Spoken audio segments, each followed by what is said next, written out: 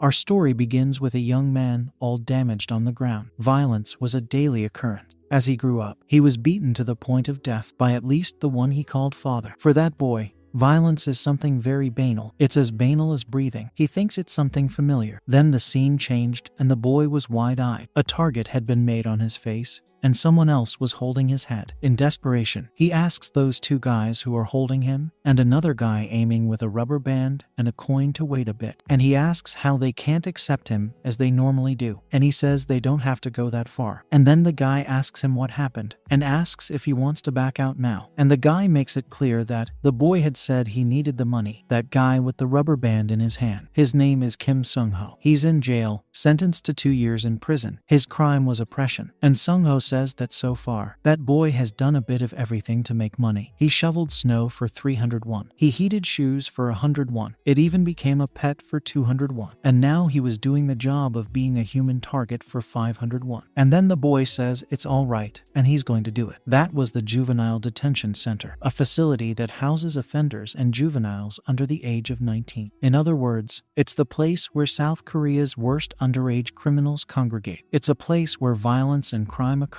on a daily basis. And Sung-ho orders the boy with a target painted on his face to close his eyes tightly, or they could end up being hit. And he also thinks it would be funny if he hit him right in the middle of the forehead and starts laughing. Then, suddenly, the elastic breaks, and the coin ends up flying away. And Sung-ho doesn't like that very much. The coin starts clicking everywhere and ends up in the toilet until she falls into the toilet, and Sung-ho gets annoyed. He starts whining and asks if anyone has another rubber band, but the other guys comment that rubber bands are rare there. And then Sung-ho tells Cha Jae-young that he's really lucky, and Jae-young gets a smile on his face. Then Sung-ho asks what Jae-young is doing and asks if he's not going to get the money, and the boy quickly runs off, thanking his boss. But Sung-ho says no, it wouldn't be funny if he could do it that easily. And then he tells the protagonist to pick up the coin with his mouth, and he stands there looking at those toilets with the coin inside. It would be difficult for anyone to pick up that coin. And then one of the inmates comments that this is already too much. And another inmate asks if someone didn't have very bad diarrhea there yesterday. But Jae-young just goes all out in that toilet, sticking his face in the water. And everyone who was there couldn't believe what they were seeing. One of them puts his hand to his face and comments that the boy did it. And the others are disgusted and prefer not to go near him. An inmate comments that Jae-young is a legend because he sold his soul for only 501. And the protagonist, hearing this, asks himself if they really said it was only 501. And he thinks that with that 501, he just completed 50,001. And I think everyone there is a bunch of bastards. Then one of Sung-ho's subordinates comments that it's time for him to go to the playground. And Sung-ho asks if it's time because he wasn't expecting it. And then he turns his back on the protagonist and tells him to leave last because he stinks of poop. And everyone starts laughing after hearing him say that. And the inmates comment that Jae-young is finished in just 1 month, and no matter how poor he is, he's already given up on being a human. And they have fun with it, laughing. Everyone agrees, and they make it clear that Jae-young is there. For attempted murder, Cha Jae-young has been silenced for 3 years in prison for that crime. And Sung-ho comments that money trumps everything, whether it's murder or anything else. At which point one of Sung-ho's cronies asks why the protagonist is so obsessed with money, and they wonder if he owes anyone. Until the jailer calls Cha Jae-young number 7199, telling him he has a visitor. And the protagonist is in doubt when he hears that there is a visitor for him. And then he goes to the place where the visit takes place. There was a girl there with short black hair, and she asked the protagonist what had happened to him and why his face was so thin. And she also asks if I don't feed the people in prison properly, or is he also being beaten up inside prison? And the protagonist replies that it's not that. That girl's name is Diane, and she's a childhood friend of his. At this,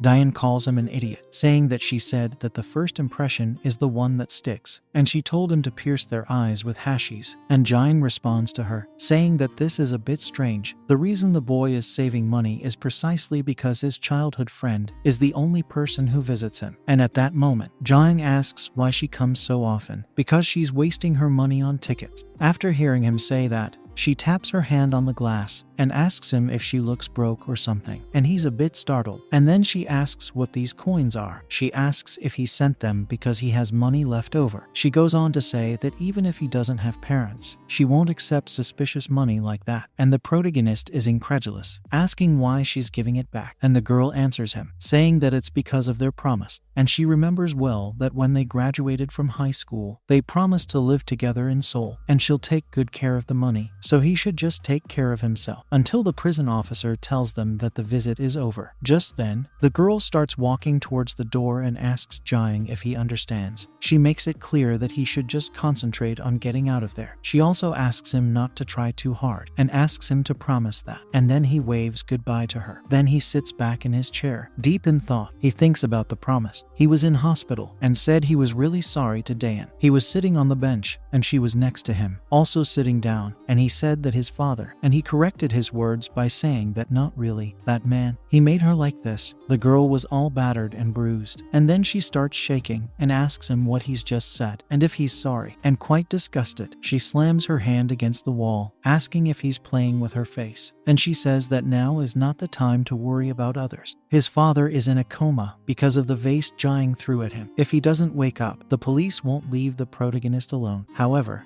Jaehyung replies to Daehyun, saying that everything is fine and given the domestic violence he has endured, he won't receive a very serious punishment. The judge then sentences the defendant Jaehyung 3 years in prison, and the boy's eyes widen when he hears that. He really didn't expect it. And then, before he was arrested, there was his childhood friend accompanying him to the moment when he was going to be arrested, and she asked him to eat properly, and if anyone oppresses him, she asks him to let her know, and she asks him if he has understood. And while the protagonist was being taken away, he kept looking at her, and she asked him if he promised. And then he turns his back and continues walking along with the agents, while Daehyun stands by and watches him walk away. Even in prison, if the individual causes problems, their sentence increases, and in this, a penitentiary asks if everyone wanted to stay there for a long time, calling all the other prisoners cursed. The opposite also applies. If the individual is a model prisoner, their sentence can be reduced. At that moment, the protagonist, was on the floor, thinking about the 3 years. He looks at a photo and thinks that he will endure and survive this hell for 3 years. The photo is him and his childhood friend. And then Sung-ho approaches the protagonist and says that it's not bad, taking Jaehyung by surprise, and he quickly hides the photo. Then Sung-ho asks him if she's his girlfriend, and Jaehyung briefly tells him no and explains that she's just a friend, at which point Sung-ho starts making fun of him, saying that he's in the friend zone. He then orders the protagonist to pass the photo on to him, holding out his hand, and Jaehyung, visibly apprehensive, shouts at the big man that the photo isn't of him, and Sung-ho is surprised by the protagonist's response and asks if he's resisting. And then he prepares to strike a blow, saying that Jaehyung needs to be taught a lesson, and at that moment, the protagonist was already expecting to be hit, so he closed his eyes. But as luck would have it, a prison officer arrived and told his cell 36, that there was a new tenant, and Sung-ho, after hearing the prison officer say this, doesn't understand anything and asks if there's going to be a new cellmate because he hasn't heard anything about it. And then that new guy walks in, and the jailer asks the newcomer to please just not cause any trouble because they're going to be watching him for a while. Then a bald prisoner is surprised and comments that he knows that guy. He said that guy was the one who killed 7 delinquents at their school, and his name is Majo. He was sentenced to 20 years in prison for his crime, and that's the maximum sentence under the laws for juvenile offenders. And then everyone stares at the boy standing by the door. Jaehyung was really surprised to see that boy. He couldn't believe that Majom had killed 7 people, and at that moment, everyone stares, not knowing what to do. At this, Sung-ho tells everyone not to be afraid, calling the prisoners imbeciles, and he asks if it really matters that he killed 7 people, and he also asks if anyone there doesn't have blood on their hands. He approaches Majo, intending to pester him, and says that his face is very fierce, and it's no wonder he's a murderer, and starts laughing, as if it were a joke. And then he makes it clear to Majom that he's not supposed to make a big deal out of himself, and that he'd better behave himself so that things don't get out of hand. He holds out his hand, but Majom doesn't take it, and he doesn't say a word either. He just turns his back on Sung-ho, and then Sung-ho starts laughing, saying that he was going to take it easy on Majom, calling him an uneducated bastard, and running towards him to hit him with a punch. But just as he does so, Majom quickly turns around and dodges the blow, and everyone is surprised to see that movement. And Sung-ho thinks the boy is just a bastard, bewildered and asks herself if she thinks she can play with his face. Suddenly, Majom prepares to strike a blow, and when the protagonist sees that, he realizes that a newcomer is different. He's a guy who killed 7 people. The protagonist looked at the two of them and thought there was something different about Majom, and then Sungho hits Majom full in the face, and the protagonist was incredulous when he saw it. And then Sungho yells, calling Majom a bastard, and asks if he thinks he can mess with the boss of that cell. And he makes it clear that in this room, he can be any criminal he wants, a murderer or a bloody thug. No matter what Majom is, he'll be under Sungho. Everyone is in disbelief, and the protagonist is a little frustrated, thinking that he thought Majom was strong enough to fight Sungho. And at that, Majom takes quite a beating. He's even stepped on, and the protagonist can't believe he's just a wimp. The other prisoners find that moment amusing. Then, after that fight, everyone was in their place, and the protagonist remembers the moment when Sungho slaps Majom upside the head, telling him to get him some water. And Jiang thinks that even after being beaten, Majom simply refuses to obey Sungho, and because of this, he was beaten up more and more. The protagonist wondered where he learned to act like this, because no dog would be so clueless. And at that moment, he was cleaning the bathroom and comments that thanks to that useless newbie, he's the one who's suffering, and he sighs at that. Then evening comes, and all the prisoners go to sleep. The protagonist was lying next to Majom, and then he calls Majom, who was having facial harmonization. And at that moment, Jiang asks if Majom is an idiot, and also asks if it's so hard to pull the boss's leg. And Jiang makes it clear that no matter how much he hates him, the boss is the king and president of this place, so Majom should just shut up and do what he says. And he shouldn't pretend to be tough if he can't fight, and tell Majom to be more considerate from tomorrow on. And then Majom asks the protagonist if he can accept living so miserably. However, Jiang didn't quite understand what he meant. He thinks that if Majom is trying to advise him, it's by chance. And at that, Majom turns over in bed, and Jiang wonders how much he had said about living miserably, and he realizes that yes, he is going to live miserably, remembering his childhood friend lying on the ground and injured, and he too fell to the ground while his father was beating him up. He thought he was going to live miserably until the end. However, he thinks that, in reality, he's just going to live miserably until he gets out of this place, and then morning comes, and a few snowflakes fall. Daeun's cheeks are flushed, and she says she's feeling the absurd cold. She keeps thinking about Jiang, worried because he has lost a lot of weight, and she should send him food. She's sure that with his personality, he won't say anything to her, but he must be suffering a lot on the inside. In times like these, he has to eat well, even if it's just one pot, and she wonders if he'll like it. And then she starts walking, because the light has turned green. She walks on the crosswalk. Then, suddenly, a truck appears, taking the girl by surprise. Meanwhile, the protagonist was asleep, and Daeun, on the floor, all beaten up. There were pieces of food on the floor. The poor girl was run over, and the food she had picked up stopped the protagonist from falling. And then the scene changes to the prison, and the prison officer calls the protagonist and tells him how sorry he is. And Jiang doesn't quite understand what he means, so he asks what happened, and the man answers him, saying that yesterday there was a fatal accident at the interchange in front of the prison. And then he goes on to say that the protagonist's friend, and Jiang barely listens, his eyes already wide. He felt something, as if his soul was leaving his body. He couldn't believe it. He truly went into shock. Then the scene changed to inside the prison, and Jiang was sitting on the floor, and a prisoner stared at him without understanding why he was standing there, until the cell boss shows up, shouting the protagonist's name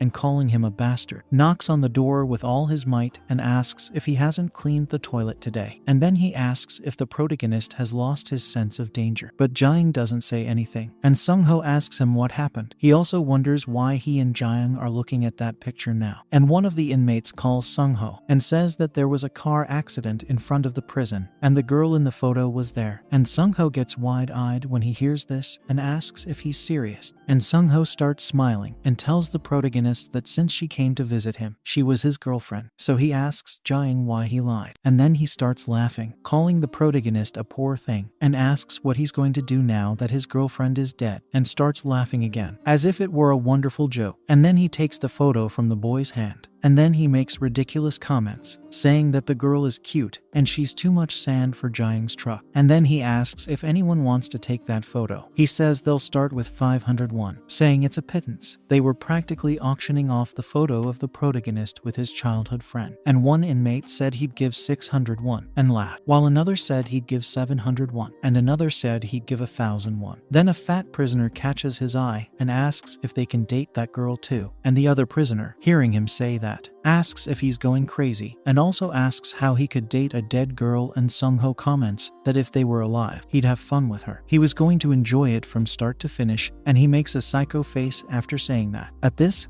the boys think it's strange, asking the cell boss if he's crazy and wants to be arrested again. And the fat man asks if the boss likes this kind of thing. And Sung-ho doesn't quite understand what they mean and asks why. And also asks what's wrong with his taste. And at that moment, the protagonist keeps his head down, while Majum sat leaning on the wall on the other side. And you just analyze everything that's going on. And he remembers when he had asked Jiang if he would accept living so miserably like this. He also remembers that the protagonist didn't understand his question. And at that moment, he's just reflecting. And then Sung-ho says that the photo is now a limited edition, and that catches Majom's eye, and he's just going to be with. But before he could finish what he was saying, the protagonist simply punches him in the face. A punch so hard that it knocked out Grand Alhao in one fell swoop. Jiang was very angry, and all the other inmates are in shock, not knowing what happened. And the protagonist still has his hand buried in the face of the cell boss, while Majom can't believe it, watching it happen. Then the scene shifts to a place where there are several tables and some people working. One of these people was Jiang and Majom, and the protagonist asks him if he wants to know something, but Majom doesn't quite understand. And the protagonist comments that his self-proclaimed father was the right hand of a little-known gangster boss. Ever since Jiang was little, violence had been a routine part of his life, but he wonders if it matters, because no matter how garbage he was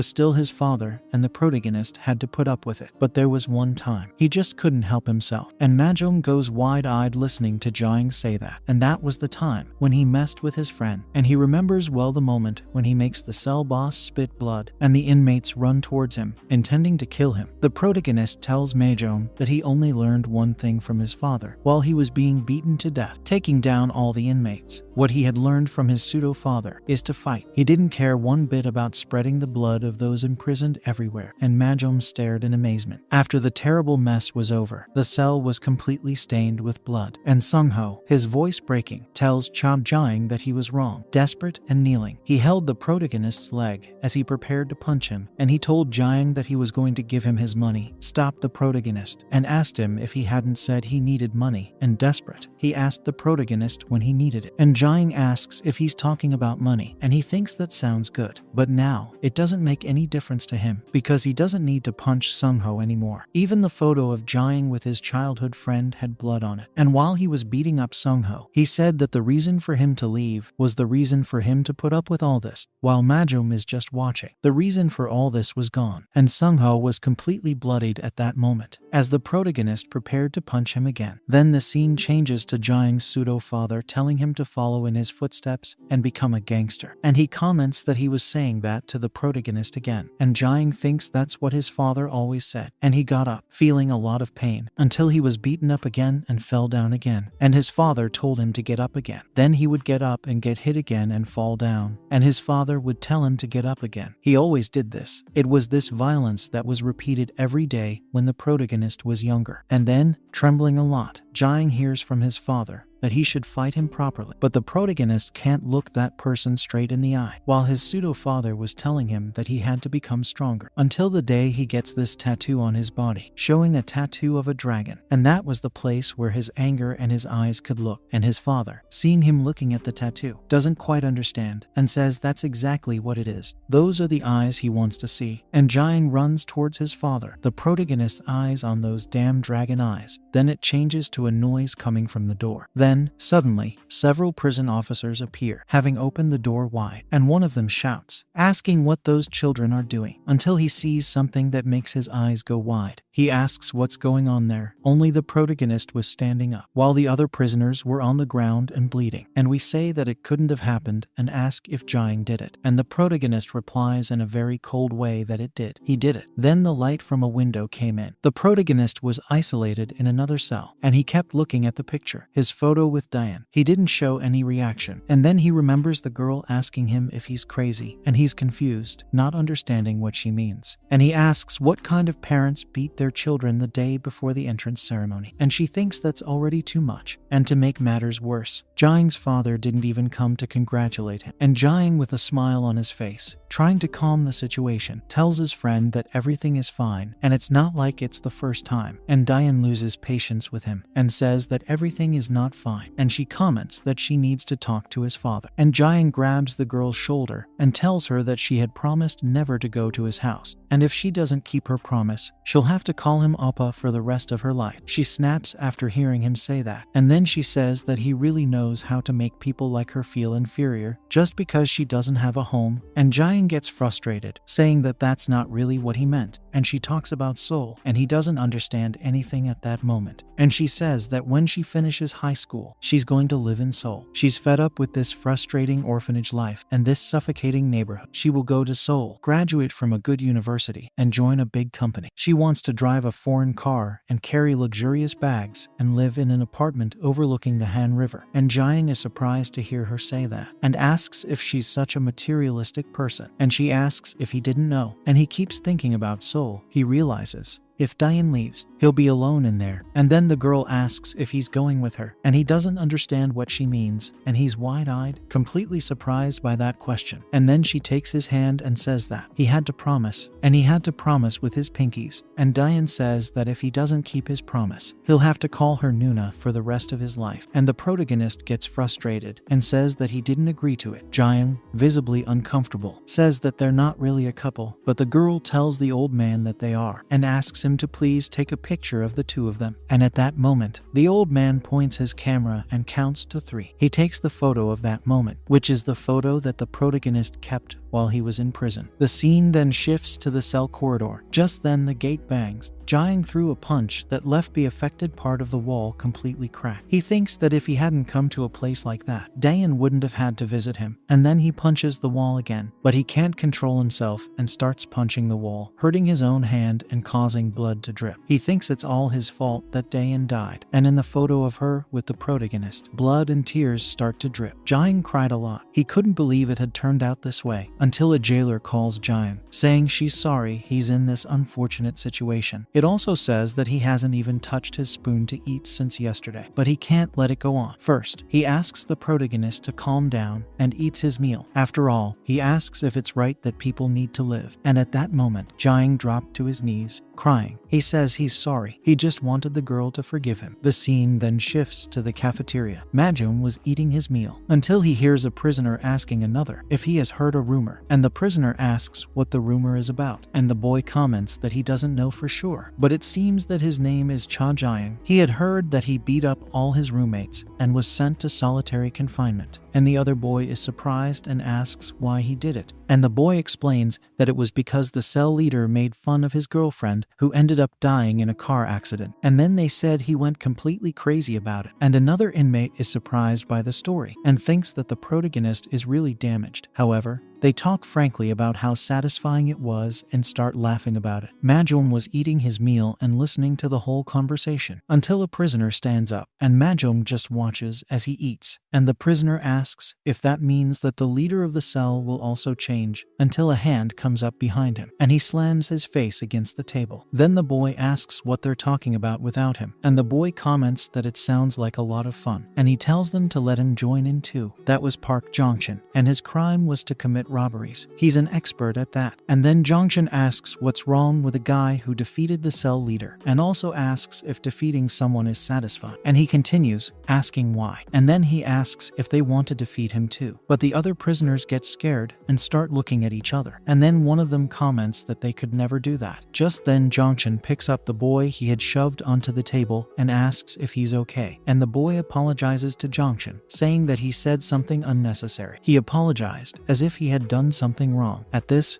Jongshin keeps smiling at him, and at that moment, where he was standing and everyone was sitting, he asks if he's right that this guy's name is Cha Jiang, and Majom just watches the conversation. The scene then shifts to a week later, and the prison officer tells the protagonist that the leader of the cell he had beaten up is still in hospital, and considering his situation, they'll only let Sungho out after a week. Then he asks the protagonist not to cause any trouble. Just then, the protagonist sees Majom sitting on the ground. Jiang then enters the cell, and he looks neutral. Majom looked at him without saying a word at that moment. The protagonist had committed insubordination against the cell leader. The guys in that cell won't let it go, and Majom calling the protagonist a bastard. Just then, a prisoner walks up to Jiang, and being quite friendly, he asks if the protagonist is all right now, and asks if he's right that Jiang has had a hard time. The other prisoners began to approach the protagonist, while Majom just watched. The prisoner comments to the protagonist that solitary confinement must have been very difficult, and now Jiang can relax and get some rest. And then, while Majom is sitting with his notebook in hand, a conversation comes up with one of the inmates, asking if he should give the protagonist a shoulder massage. And then an inmate tells the protagonist that if he's thirsty, he could get some water. While they talk, Majom kept writing in his notebook. Majom had learned something recently, and he wrote it down in his notebook. At school, what predominates is strength, the influence of parents, appearance, grades, and various other factors. But in the juvenile detention center, strength is everything. He then moves to the field, which was the prisoner's leisure time, and Majom was carrying his notebook, leaning on the fence. And then the protagonist approaches him and calls him. Then, in a direct way, he asks Majom why he did it, and Majom doesn't understand and asks Jiang what he did. And the protagonist comments that day, when he tried to kill the cell leader, Majom had simply stopped him, holding his fist, and he held on very tightly, putting a stop to it. And he says that Majom killed 7 people and came there. Then he asks the boy why he stopped him. He asks why on earth Majom stopped him. And in this,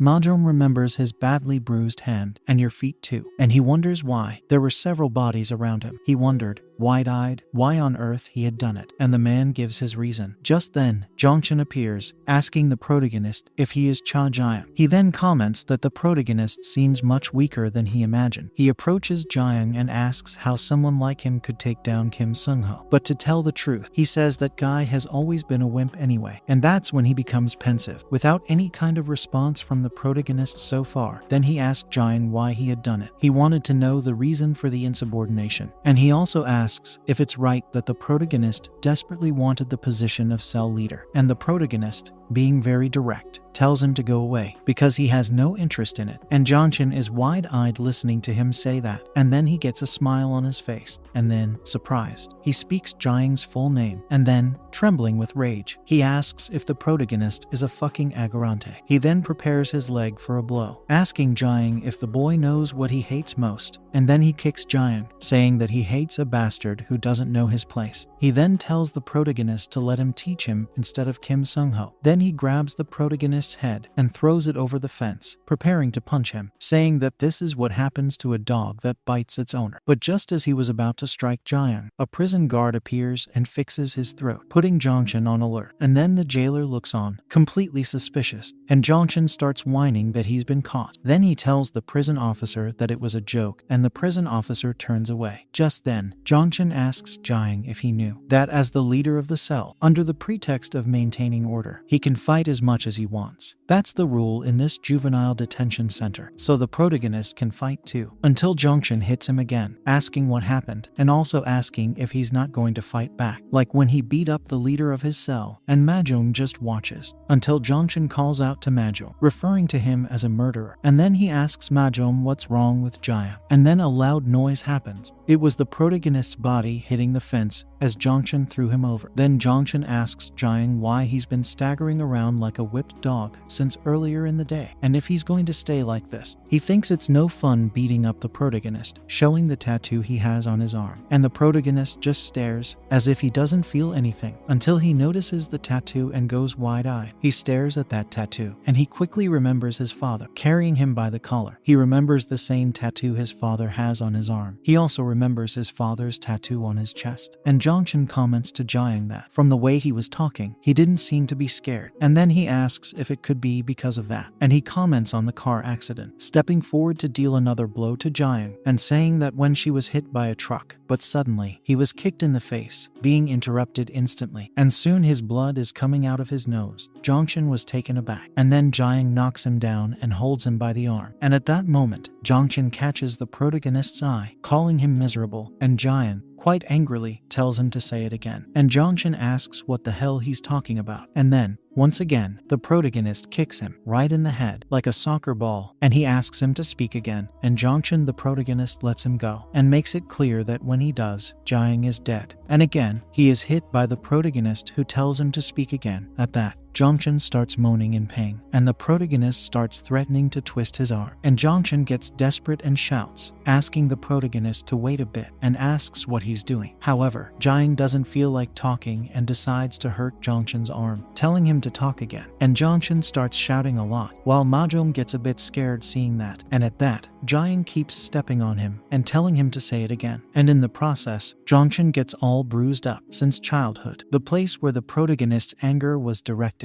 It was only for those damn dragon eyes. The protagonist tells Jongshin to say it again, just like his father did to him when he was a child. And then the protagonist remembers seeing two worried women in the street, commenting that they had heard that his father was a gangster and that he looked like someone who oppressed others. They thought that they would be a mother influence in the neighborhood. While young Jiang walked with his backpack, he thought he would stay calm. It was what he did best. And then he arrives at the door, but he hears a noise, and he quickly goes wide-eyed until he hears a scream, and he's a little apprehensive at that moment, and he thinks that voice is familiar, and he can't believe it. So he quickly opens the door and, desperate, asks what's going on, and his father says he arrived just in time, calling him son. The house was all messed up, and Dayan was bruised on the floor. And then the man asks the protagonist if she's his friend, and Jiang, seeing it, shouted his friend's name. He was incredulous, and the father explains that she suddenly entered someone else's house and started making unpleasant comments. And she also said that if he played without his son one more time, then it would be better not to have a father like him. And Jiang went wide-eyed hearing him say that, and the protagonist remembers the girl saying that he needs to tell his father something. And then the father says that he ended up giving her a little whitewash, and the protagonist is shocked to hear him say it. He starts to tremble and thinks he should stay calm, and he thinks he's good at it, but he was shaking a lot. And the protagonist's pseudo-father is his son in a dark way, and tell Jiang to tell her that if he heard that again, he would send her to where her father and mother are that day. However, he couldn't stay calm. The protagonist was beside himself, and he went towards his father, and when the girl was passed out, his hands were completely covered in blood. Then, at the hospital, the doctor tells Jiang that his father is in a vegetative state, and he thinks it's a shame, and the chance of his father waking up is minimal, unless a miracle happen. And Jiang remains speechless at that moment. He only sees the tattoo while his father is lying in bed, and he thinks everything is fine. For him, it's over now. Then the prisoners begin to gather where the protagonist is with Jongshin, and they're wondering what happened, and they realize it's the crazy one, referring to the protagonist, and they're shocked because he's just come out of the solitary room, and it's already causing problems again. He had broken Jongshin's arm, and he stares at the boy, lying on the ground, all bruised up, until someone tells them that it's time to exercise, and the prisoners should go back to their rooms. And then everyone starts to leave. Just then, a man looks out of the window and asks if it's not too noisy outside, and a man, with his tea in hand, explains that maybe it's because that's where a lot of very energetic children hang out. He also comments that he's glad he's healthy, and comments that he's heard he's just come out of hospital, and asks if he's sure about that. And the man also makes it clear that if there are any inconveniences, he could tell him that he would do his best. That bespectacled man having a cup of tea, that's Kwon Changseok, and he's the warden of the juvenile prison, until he asks who that man has come to meet. And at that, the scene shifted to the outside of a cell, and there the prisoners sat, and they had a tone of doubt. And Mahjong looks at the protagonist. Then he starts writing in his notebook. He writes in his notebook that he thinks he'll be sharing the same cell with an absolutely lunatic guy, until a prison guard calls Jiang, ask him to go to the gate. He says he has a visitor, and the protagonist goes wide-eyed at that moment, and then he leaves with us, and he wonders who it is, because he has no idea who the person visiting him is. After all, his mother ran away when he was young, and all his relatives are avoiding him, so he wanted to know who it was. While he's walking,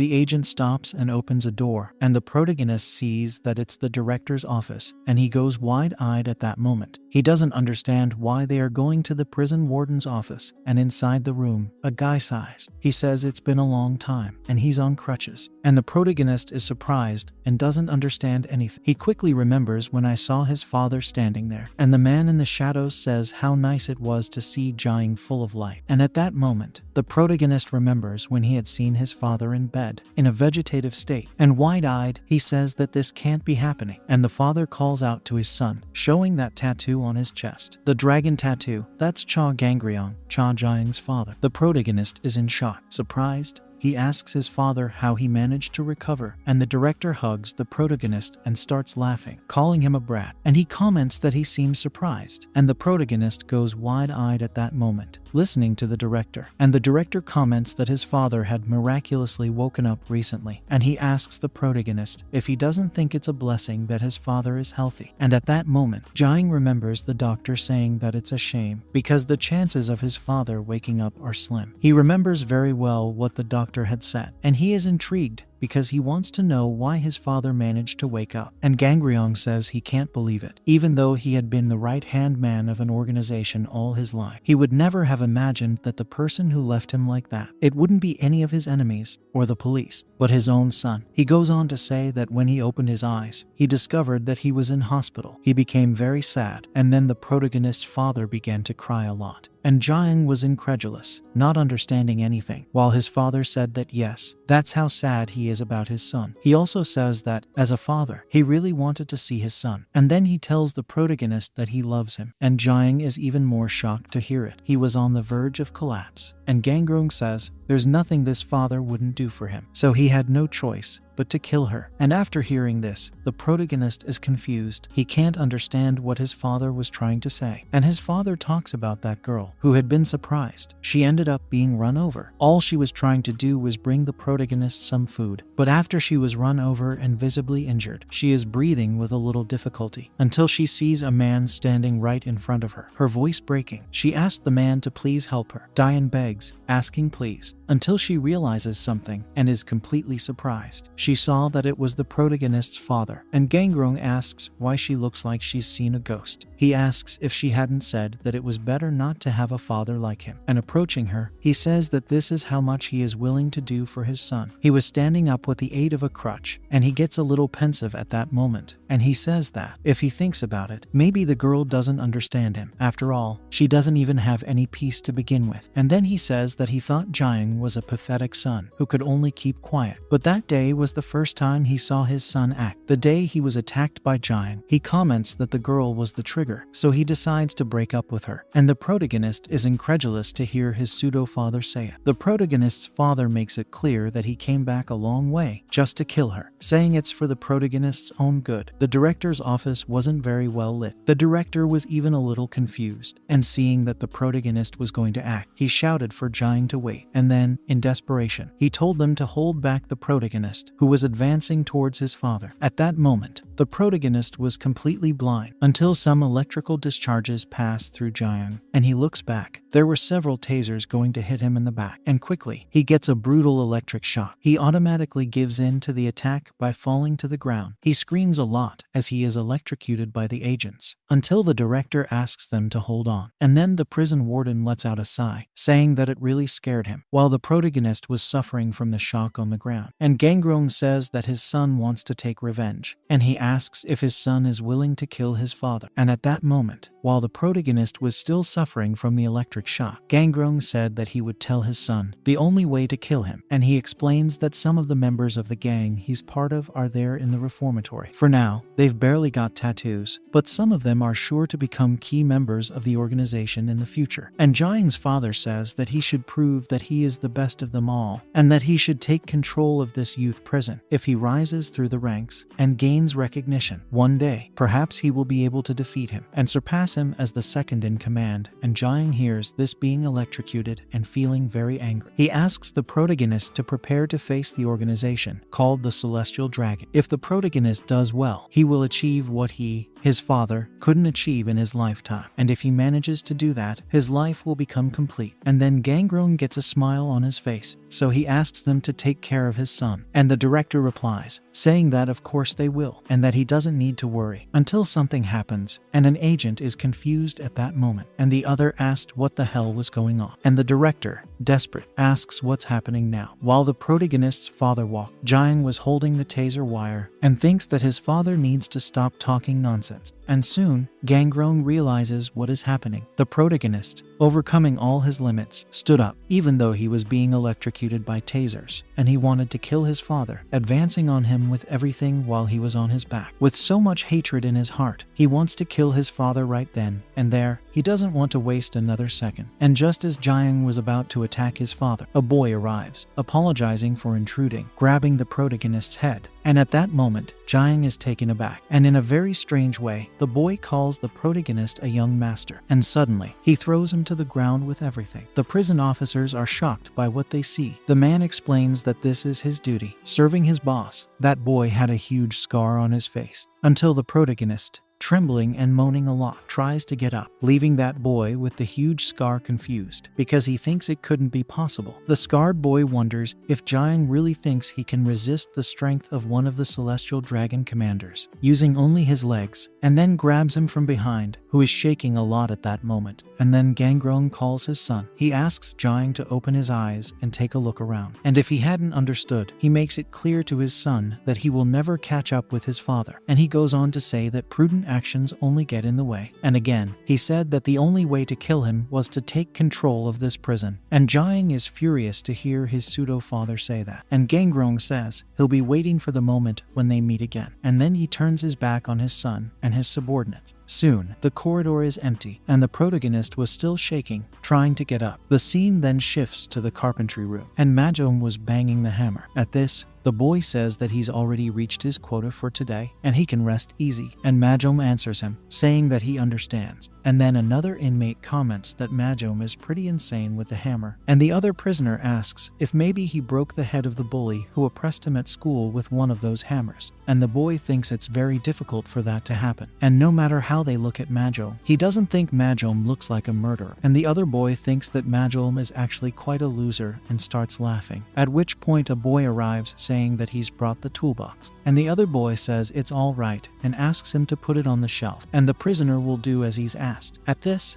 Mahjong looks at the boy and looks doubtful. He sees some tattoos on that prisoner, and he doesn't understand a thing. Suddenly, the toolbox falls to the ground, and the man asks, shouting at that tattooed prisoner, why he had dropped the toolbox, and the boy apologizes, says he thinks it slipped out of his hand, and starts laughing, as if to break the ice, until the boy talks to Mahjong, who is incredible, and asks if it really is Mahjong. He tells Mahjong that it's been a while, and asks if he's right that it's elementary school. That tattooed prisoner who was talking to Mahjong, his name is Yoon Gunman, and his crime is theft and arson. He goes on to say that he saw Mahjong on the news, and he really never imagined that they would meet again like this. So he asks Mahjong if he remembers him, and the boy answers Gunman, saying yes, and speak his name. And Gunman says that's exactly what it is, and also comments that there's something he's been meaning to ask him. And then he asks about that news report, which said that he had killed 7 people. He asks Mahjong if he really did it, but the boy says nothing, and Gunman comments that he can't believe it. He never imagined that Mahjong from Ticho Elementary School would do something like that, and starts laughing. However, Mahjong doesn't quite understand what he means, so he asks Gunman what he's trying to say, and Gunman replies that it's no big deal. It's just that he's always been such an exemplary student. Then one of the guys comes over, calls Gunman's attention, and says that he's had enough of this chit-chat and should go back to his post. And Gunman replies to the agent that he's understood. And then he starts walking, waving to Mahjong and saying that they'll see each other later. At this, Mahjong stares at the table full of tools and nails, and then he sighs. He had simply injured his hand with a nail. Then it was night time at the penitentiary. The prisoners were in their cells, interacting, and Jiang was sitting on the ground, and he remembers Gangrong saying that the only way to kill him is to take control of this prison, and he thinks that the only way is to kill that man, who calls him his son. He stares at everyone in the cell and wonders where he should start. And then one prisoner's stomach rumbles, so he complains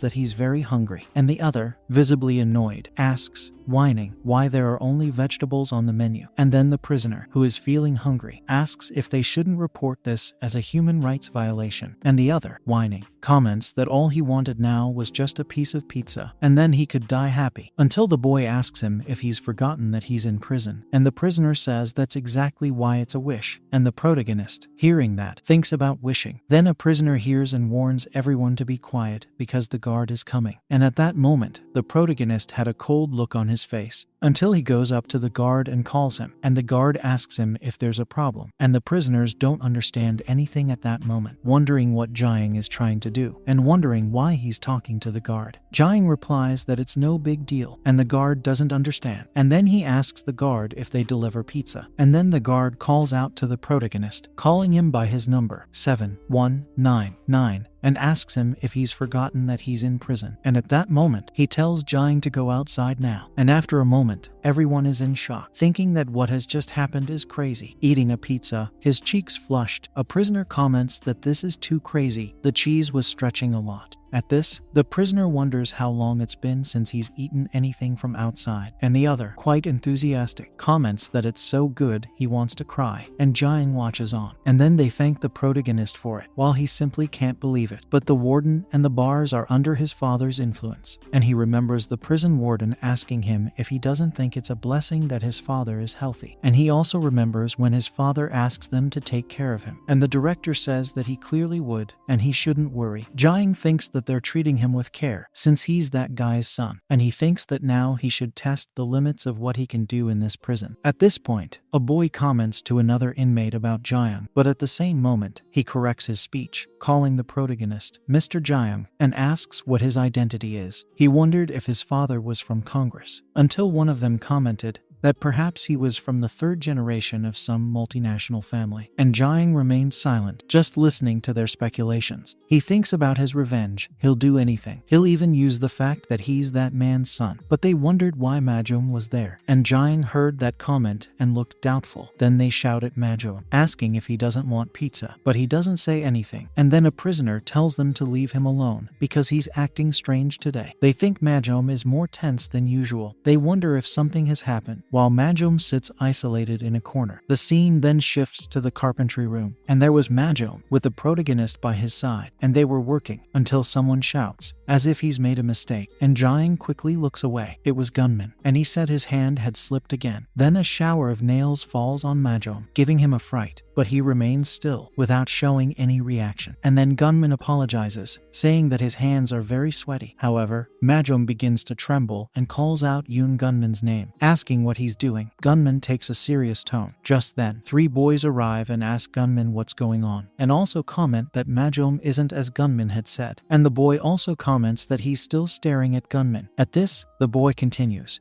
saying that Gunman had said that the guy who killed 7 people was his subordinate, but in the end, he asks if that's it. Then he asked if it was a lie, that he was a notorious delinquent in his neighborhood. And at that moment, Gunman falls silent for a moment, until he smiles and says it wasn't a lie. And he says that Majum flatters him, says that they were children, and surely he remembers the good stories they had. And smiling, he looks at Majum, saying not at all, and asks if he was sure that the boy hadn't forgotten all the wonderful memories they had. Until suddenly, Majum is surprised. Gunman simply picks up his head, asking if maybe this will help him remember, pushing his head onto a nail. But Majum sees it and goes wide-eyed. At this, Gunman is confused and asks the boy why he's shaking. And then Majum remembers him asking Gunman to please stop. With a trembling voice, he asked him to stop. And Gunman, psychopath that he is, smiling and being quite ironic, asks what happened, and he said it was hard to hear him from out there. He had left Majum stranded, and Majum tells him that he's begging him to let him out of there. And then Gunman says no, it won't work, and with a psychopathic countenance, he says that the fun is just beginning, and he starts nailing more nails with the hammer. He asks him to start counting. He does it. He goes on 1, 2, and on 3. He keeps hammering away. That room looked like a horror movie, and at that moment, after the memories, Majum starts to shake a lot, and Gunman asks him if he's remembered, while holding his head close to the nail, and everyone stares. And then one of the inmates asks if that bastard is shaking, and he starts laughing, saying that all he has to do is fall to the ground. Then, picking up the nails, Gunman asks them if they can believe this bastard. He's killed someone, and then he puts the nails very close to Majum's face. Then, suddenly, someone grabs Gunman's hand, making him let go of those nails, and the nails fall to the ground, and those three men just watch, while Gunman looks away with his psychopathic countenance. And while Jiang watched, Majom asked Gunman if he wanted Majom to show him. Since he killed someone, it was Majom himself who was holding Gunman's hand. And at that moment, Gunman doesn't understand anything, wondering what's going on. Just then, the agent draws their attention, saying that the break is over and they should return to their posts. Then Gunman tells Majom to take his hands off him. The other boys are a little upset, and as they're leaving, one of them comments that it's a shame because it was getting fun, and Gunman gets annoyed, clicking his lips, saying that Majom is an annoying guy, as usual. And at that moment, Majom continues to do his job alongside the protagonist. Then the scene changes to a prisoner with a psycho face, talking about Jesus versus Buddha. He asks two prisoners in front of him which of the two they think is the strongest, and one boy on the right replies that it would obviously be Jesus, and the other on the left calls his colleague a damn ignoramus, and says that obviously Buddha is stronger. And the prisoner, hearing this, asks the other what he's talking about, because Jesus gave them chocopi, but the other boy replies, asking if he knew that Buddha had given them hamburgers. At this, one of them says that it doesn't matter, and it's just a religious war, at which a fat inmate comments that they should do their religious duties now. However, the protagonist and Majom were sitting on the floor, not saying a word. The protagonist remains there until he says thank you, and Majom is confused, and then Jiang says that if the boy hadn't stopped him, he could have spent another 10 years rotting there. And Majom, hearing him say this, comments that in the past, he had complained about him stopping him, so he asks the reason for this sudden change, and the protagonist answers him, explaining that now he has an important reason to leave this place, and he comments on the person who killed his friend. It's his father, and he needs to find him. And Majom replies to the protagonist, saying that he thought his father was well in a vegetative state, and the boy replies to him, saying that it's actually a long story, and Jiang says that anyway, thanks to Majom, it looks like he'll be able to get out of there soon, and thanks him for that. But Majom didn't say anything at the time. And then he asks Jiang if he's making fun of him, saying all this in front of someone who's been sentenced for 20 years. And the protagonist realizes what he's just said, and says that's not what he meant. And he explains that his point is that he will make sure to pay off this debt. There were several clothes hanging in the middle of the cell, and then Majom replies to Jiang, saying that everything is fine with him. And then the scene changes. Someone tells Majom that there's the key. She apologizes to him for this, explaining that something urgent has come up at home. So he leaves the carpentry room in his care for today only, and wishes Majom good luck, and the boy replies, saying that he understands and everything is fine with him. At that moment, he stares at the material and tools on the table. He reflects for a moment, until he sees an insect, and realizes it's a moth, until Gunman arrives. While Majom stared at that moth, and then he remembers his school days, with Gunman telling him to look at that, showing him a butterfly. He, smiling, with his braces on, says that he taxidermied all of them, asks me if he doesn't think that's cool. That was Yoon Gunman at the age of 11. He was, in quotes, a friend. And Majom gets a bit pensive, and replies that he doesn't really like insects, because they're disgusting, including moths and butterflies. And then Gunman answers Majom, saying that he's more fearful than he thought. Yoon Gunman was the first friend Majom ever had, and then a group of guys were talking, and they were wondering what that guy's name was right there, and the other guy said it was Yoon Gunman, and they commented that he was very strange. He also comments that all he does is collect insects and strange things, and they think he's a disgusting guy. And then one of them approaches Yoon Gunman and asks him if he collects these to eat, and Gunman doesn't understand anything and replies that clearly he doesn't do that. And the boy, being upset, says that Gunman is lying, and says that he knows that's how Gunman gets his protein intake,